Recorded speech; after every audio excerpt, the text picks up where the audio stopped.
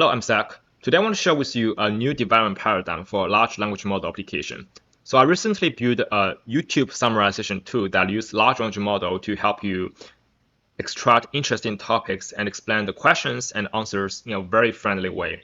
Now the best part here is that I built the whole thing in just 1 hour, and so can you. The secret sauce behind is Pocketflow, a large language model framework in just 100 lines of code.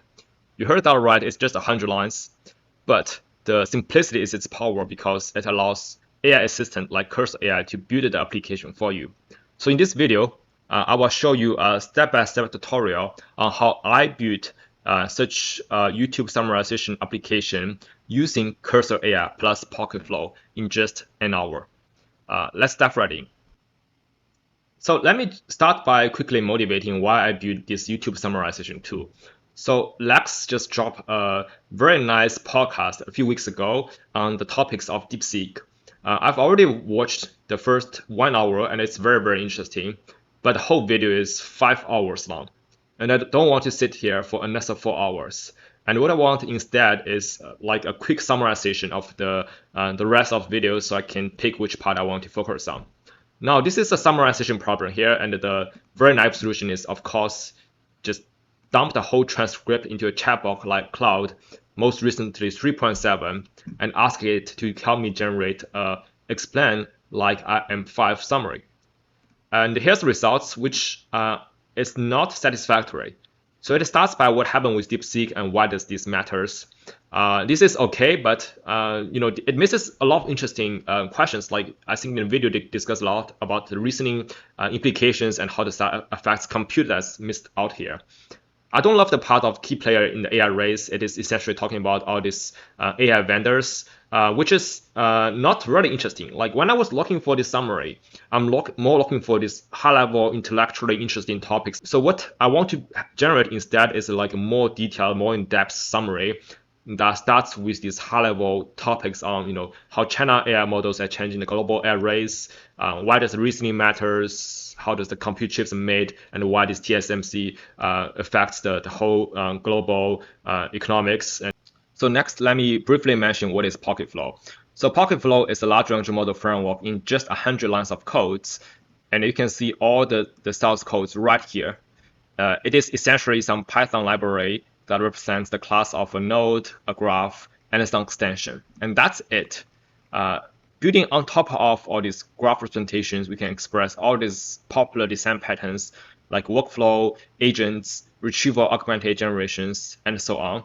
And its minimalism is actually its power because it is so simple that AI assistant like Cursor AI can easily pick it up. So next I will show you how would you set up Pocketflow with Cursor AI. So we have already prepared a Python template for you, which includes the file structure for the most commonly used Python large language model application using Pocketflow. You can simply use this template or download this template and then upload it into your Cursor projects and set it into the root directory.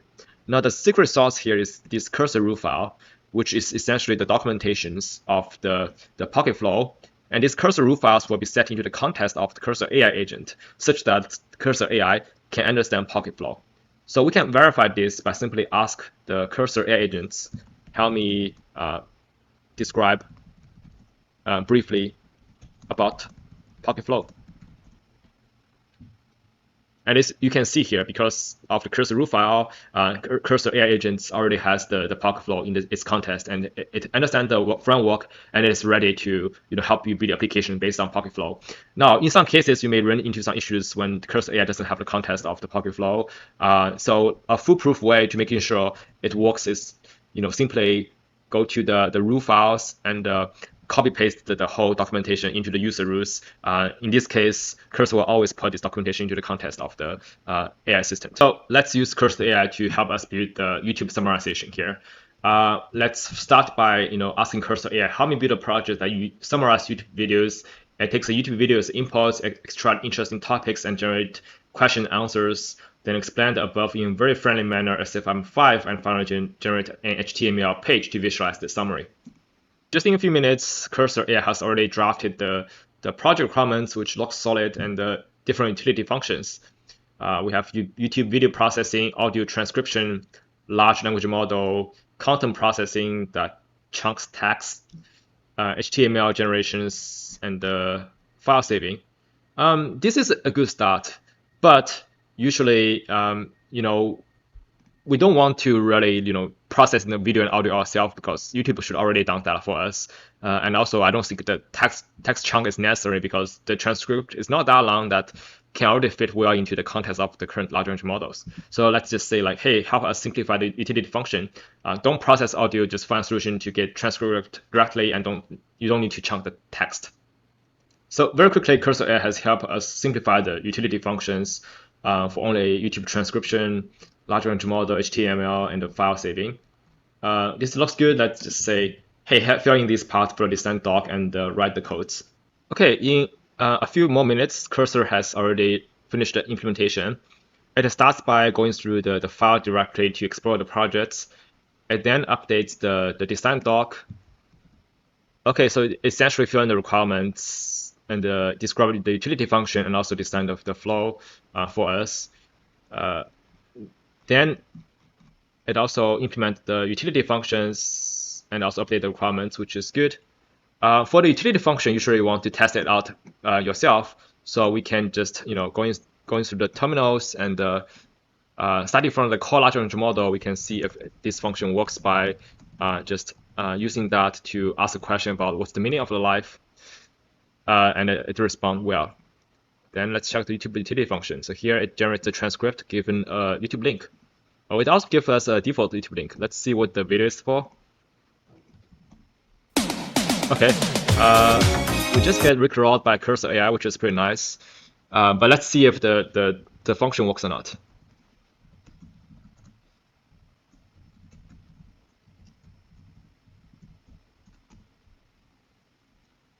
Unfortunately, it doesn't work. There seems to be some issues with this function, but let me figure out. All right, so I have fixed the issues for the YouTube transcription. It turns out that it is the previous versions using this PyTube, which is a pretty old version that causes a lot of troubles. So I just removed the dependency and just used the YouTube transcript API, and it works pretty well. So we can check this out by just calling Python YouTube utilities functions, and it successfully get the titles of the never gonna give it up and the transcript. And also, utility function is usually the most unreliable part of the project because it depends on external APIs and it has zero control over the other sides. So usually you want to test this utility function pretty well ahead of time to make sure they're robust and reliable. Another thing I do here is I also merge the file utility and the HTML utility into one single function, so it can both generate the HTML and save it together. So let's test it out. Okay, so it generates such HTML page look like this that, given the YouTube videos, it will shows, the thumbnails and also help you, visualize the topics and the questions.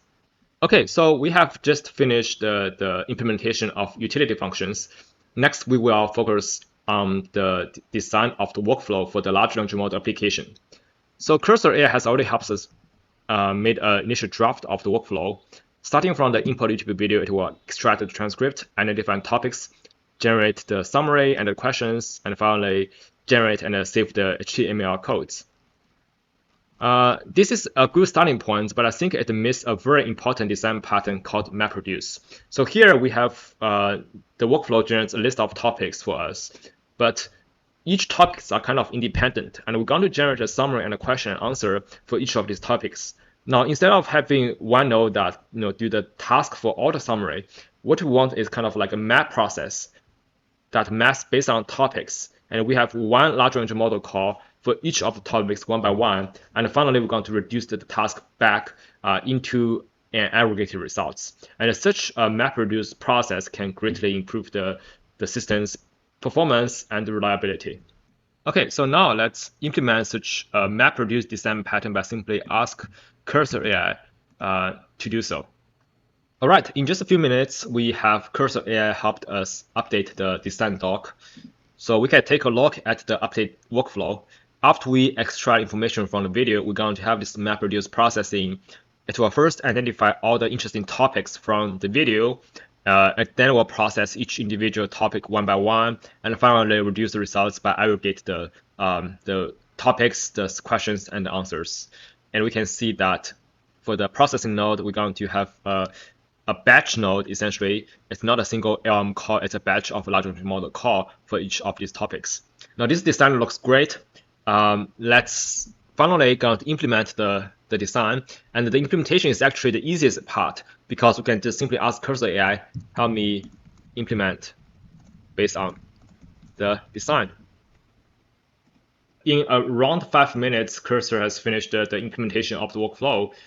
As you can see, it starts by reading through the contextual file, then it populates the flow.py, and here is how the flow.py look like. It essentially implements all the nodes described in the design doc, starting from input nodes, and then extract video information and so on.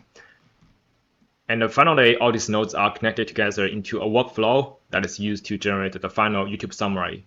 So we can test this out by just going through the main.py, and let's just provide the last YouTube video as input.